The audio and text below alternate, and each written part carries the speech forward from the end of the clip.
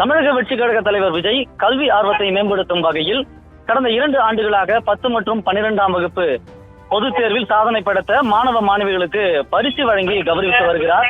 இந்நிலையில் மாமல்லபுரத்தில் உள்ள தனியார் நட்சத்திர விடுதியில் 3ஆம் ஆண்டிற்கான 2ஆம் கட்ட கல்வி விருது வழங்கும் விழா தற்பொழுது துவங்க இருக்கிறது. தன்னுடைய இல்லத்திலிருந்து தமிழக வெற்றிக் கழக தலைவர் விஜய் தற்பொழுது விழா நடக்கக்கூடிய அந்த தனியார் விடுதிக்கு வருகை தந்திருக்கிறார். 10 மற்றும் 12ஆம் வகுப்பு பொதுத் தேர்வில் சாதனை படைத்த மாணவர்கள் மட்டுமின்றி அதே வறுமை கோட்டிற்கு இருக்கக்கூடிய மாணவர்கள் மற்றும் மாற்றுத்திறனாளி மாணவர்கள் ஆகியவர்களுக்கு இந்த பரிசு தொகையோடு சான்றிதழ் வழங்க இருக்கிறார்.